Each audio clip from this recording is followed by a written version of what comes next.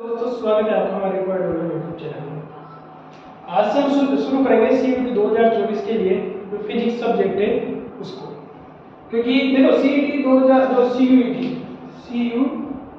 2024 है उसमें हम फिजिक्स सब्जेक्ट के बारे में बात करेंगे, फिजिक्स सब्जेक्ट के बारे में। और देखो सीयूटी जो 2024 है यानी 2024 इसमें क्या आती है, केवल 12th एनसीईआरटी आती है, यानी कि एग्जाम होगा तो उसमें केवल 12th एनसीईआरटी में जो चैप्टर है वही आएंगे। लेकिन हम आज से क्लास शुरू कर रहे हैं तो कम से कम हम पहले बेसिक फिजिक्स के बारे में जानेंगे, जो कि कहीं ना कहीं 12th में काम आते आती हैं, बेसिक है उनके बारे में। ठीक, सिलेबस है से जब हम 12th शुरू करेंगे तो धीरे धीरे चैप्टर खत्म होते जाएंगे तो जो मैं पढ़ाऊंगा सब सिलेबस में।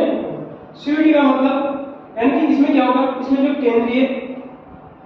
केंद्रीय व राज्य स्तरीय है ना, राज्य स्तरीय जो टॉप यूनिवर्सिटियां है ना, विश्वविद्यालय हैं, उनको सब में एडमिशन लेने के लिए यानी ग्रेजुएशन करने के लिए, इसके लिए ग्रेजुएशन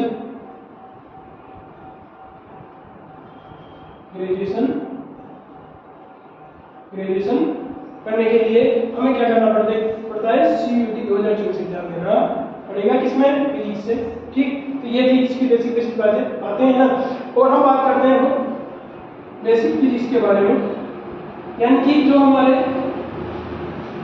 फिजिक्स में पूरी जितनी भी फिजिक्स में काम आती है वो कौन कौन सा है। सबसे पहले तो देखो हमें बेसिक फिजिक्स क्या पता होना चाहिए, फिजिकल क्वांटिटीज के बारे में पता होना चाहिए। फिजिकल क्वांटिटीज मतलब भौतिक राशियां, हमें इनके बारे में पता होना चाहिए कि भौतिक राशियां क्या होती हैं, फिजिकल क्वांटिटीज क्या होती है। देखो फिजिकल क्वांटिटीज क्या होती है, इसमें हम यानी ऐसी राशि है ना, ऐसी राशि जिनको हम नाप सकते हैं, तोल सकते हैं, तथा जो क्या करती है फिजिक्स के जितने भी रूल है ना, लॉज है, उनको क्या करती है, वो फॉलो करती है ना। फिजिक्स के जितने भी नियम है उन सबको जो फॉलो करेगी और जिनका मापन किया जाए, मेजर किया जा सकता है, यानी जिन्हें मेजर किया जा सकता है यानी कि मापा जा सकता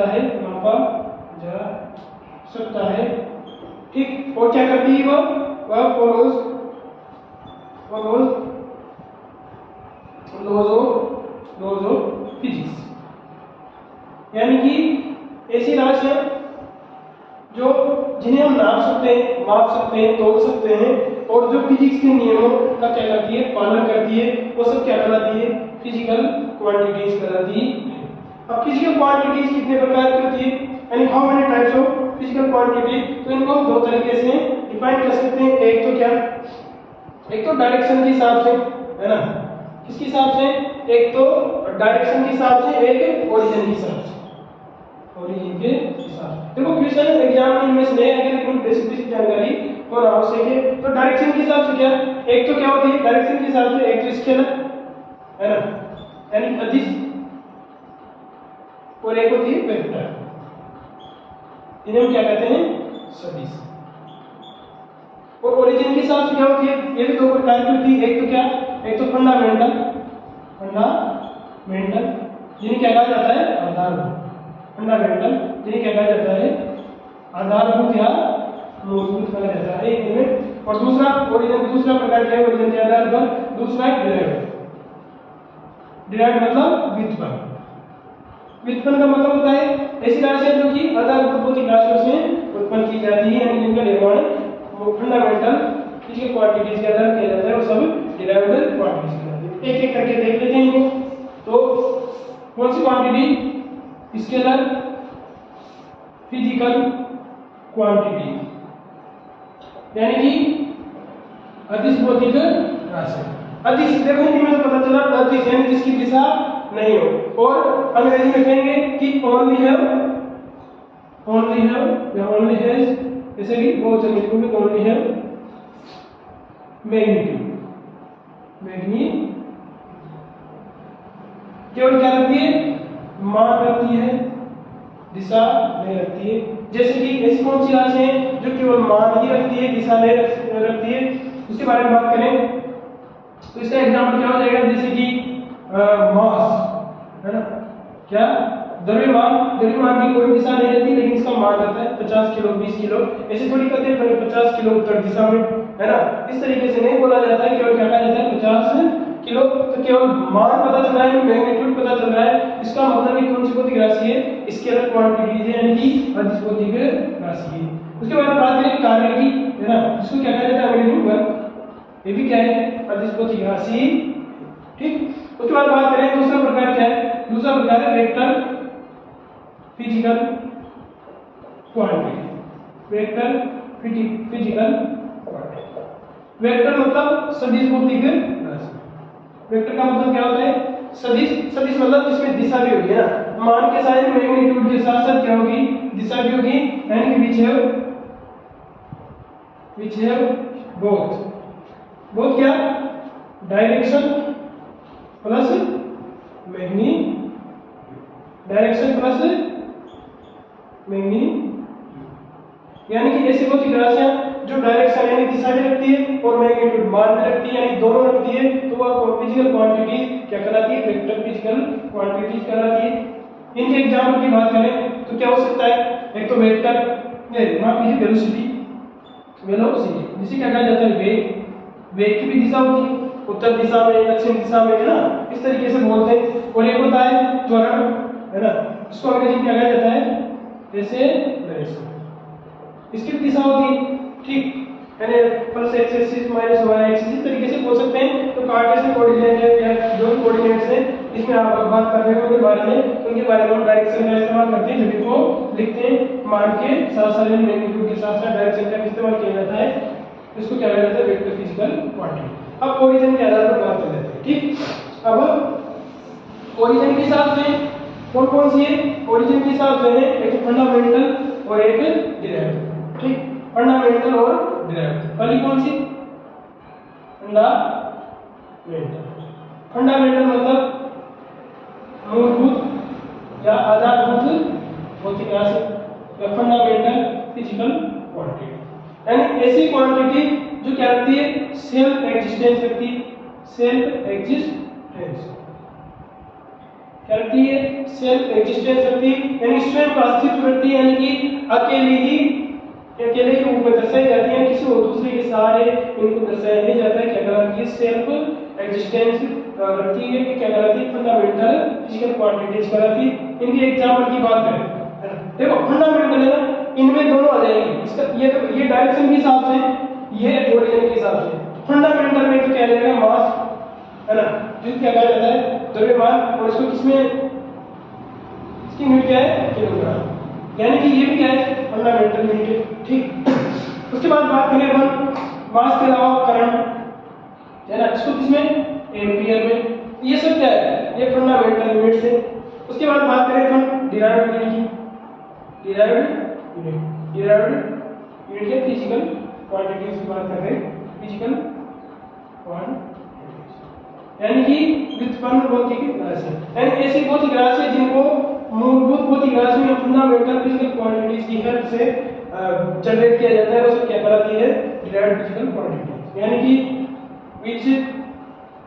which is generated by fundamental units, fundamental physical quantities। अब ऐसी कौन सी होगी, जैसे कि हम जानते हैं वेलोसिटी, वेलोसिटी क्या होती है, डिस्प्लेसमेंट अपॉन टाइम, डिस्प्लेसमेंट को किसमें मेजर करते हैं, मीटर में, यानी कि एक तरीके से फंडामेंटल यूनिट है लेंथ भी, जब अपन यूनिट्स की बात करेंगे उसमें क्लियर हो जाएगा पूरा कि फंडामेंटल और डिराइव्ड का गुना क्या है।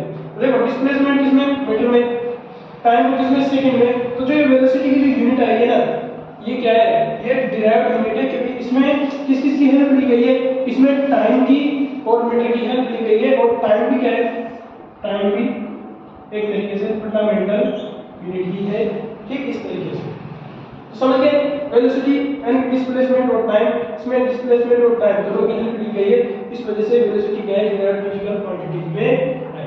ये थी फिजिकल क्वांटिटीज के बारे में। अब थोड़ा सा बात कर लेते हैं अपन यूनिट्स के बारे में ना, जिसमें हमारी जो क्वांटिटीज के से रिलेटेड और जो यूनिट से रिलेटेड प्रॉब्लम है या जो भी डाउट्स है वो सारे के सारे क्या हो जाएंगे, क्लियर हो जाएंगे, ठीक। अब बात करते हैं यूनिट्स के बारे में, ठीक।